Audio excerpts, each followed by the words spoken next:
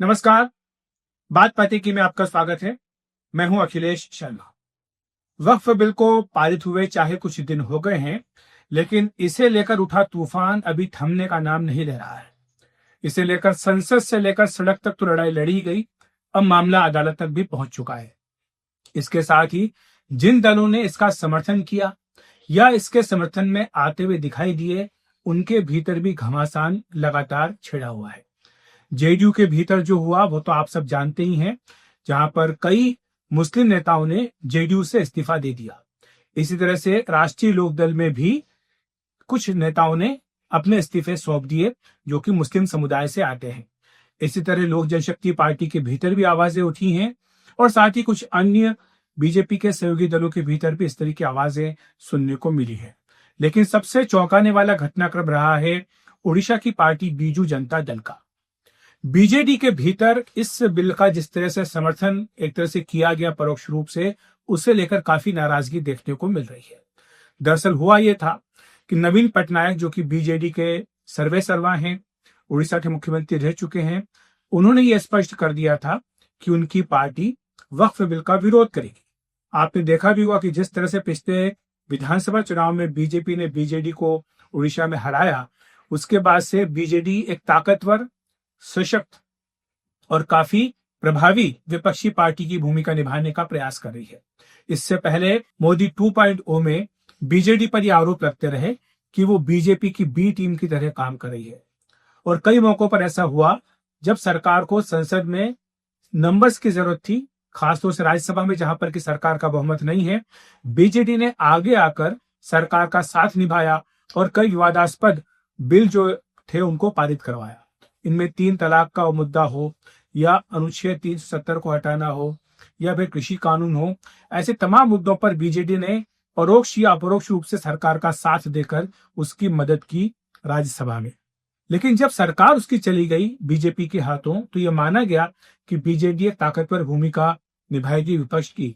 और ये बात तब मजबूत भी हुई जब तमिलनाडु के मुख्यमंत्री स्टालिन ने जो अपनी बैठक बुलाई थी परिसीमन को लेकर, उसका बीजेडी ने समर्थन किया था। तो ये मान करके चला जाना था कि बीजेडी वक्फ बिल का विरोध करेगी, इसी तरह से वाईएसआरसीपी वो भी विरोध करेगी। लेकिन इन दोनों ही पार्टियों का जो स्टैंड रहा, उसको लेकर के राजनीतिक हलकों में चर्चा गर्म है। पहले बात बीजेडी की कर लेते हैं, क्योंकि बीजेडी के 7 सांसद राज्यसभा में हैं। जब ये तय हो गया था कि बिल का विरोध किया जाएगा, तो ये मान करके चला जाना था कि सारे के 7 जो सांसद है वो बिल के खिलाफ वोट डालेंगे। लेकिन ऐन मौके पर सस्मित पात्रा, जो कि राज्यसभा में नेता है बीजेडी के, उन्होंने एक्स प्लेटफॉर्म पर अपना पोस्ट किया और जिसमें उन्होंने लिखा कि इसके लिए कोई व्हिप इशू नहीं की जा रही है। यानी जो सांसद हैं वो अपनी अंतरात्मा की आवाज के आधार पर वोट देने को स्वतंत्र हैं। अब इसमें हुआ क्या कि कुछ सांसद जो बीजेडी के थे वो अपने भाषण में बिल का विरोध करते हुए सुनाई दिए सदन के भीतर। और वहीं जब मतदान की बारी आई तो 3 सांसदों ने समर्थन में वोट डाला, 3 सांसदों ने खिलाफ वोट डाला और एक सांसद जो है देवाशीष सामंतरे, वो इस पर एब्सटेन रहे। और अब देवाशीष सामंतरे ने ही इस पूरे मुद्दे पर अपनी आवाज बुलंद की है। उन्होंने कहा कि चूंकि उन्हें इस बिल का समर्थन करना गवारा नहीं था और जिस तरह से बिल को लेकर पार्टी ने अपना स्टैंड बदला, उससे उन्हें कहीं ना कहीं इसमें कुछ गड़बड़ी की गंध आ रही है। और इसकी शिकायत भी जो है वो नवीन पटनायक तक पहुंचा दी गई है। कुछ मुस्लिम संगठनों के नेताओं ने मुलाकात भी की नवीन पटनायक से, और नवीन पटनायक ने कहा कि इस मामले की जांच की जाएगी कि आखिर ये हुआ कैसे।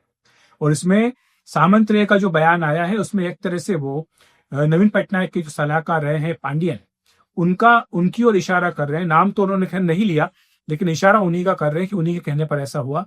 हालांकि पांडियन की प्रतिक्रिया इस मामले पर क्या है वो अभी नहीं मिल पाई है, लेकिन इशारा उन्हीं की ओर सामंतरे ने किया है।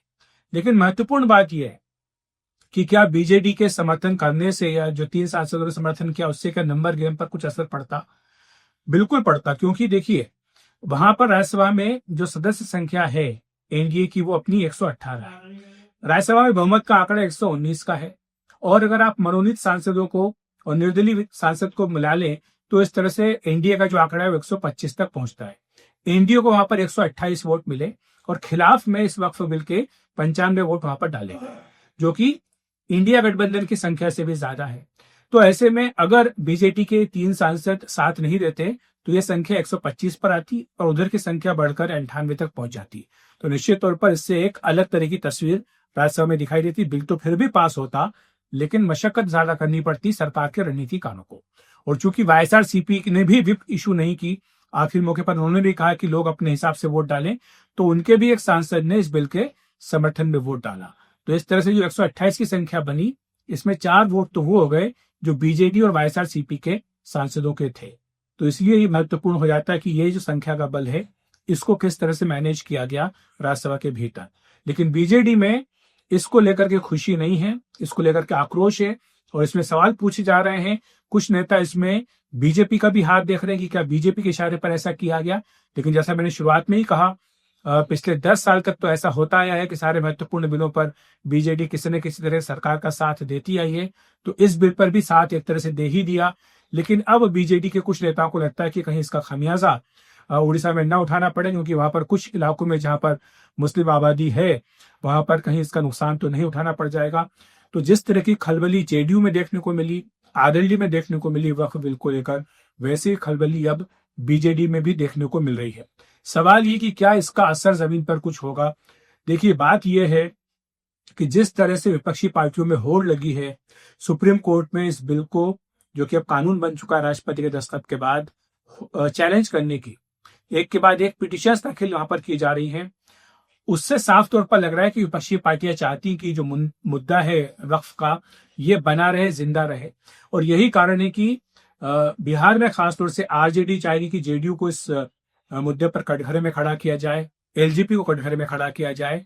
यूपी में समाजवादी पार्टी चाहेगी कि आरएलडी को इस पर कटघरे में खड़ा किया जाए। और अब उड़ीसा में कांग्रेस चाहेगी कि बीजेडी इस पर जवाब दे। तो इसलिए मुद्दा जो है वो लगातार बना रहेगा, खासतौर से सुप्रीम कोर्ट में होने के कारण। और सुप्रीम कोर्ट में क्या होता है, किस तरह से सुप्रीम कोर्ट का स्टैंड रहेगा, इस पर भी काफी कुछ सियासत आगे निर्भर करेगी। लेकिन निश्चित तौर पर बिहार विधानसभा चुनाव तक वक्फ का मुद्दा जरूर गर्म रहेगा। तो बात बतेगी में आज इतना ही। नमस्कार।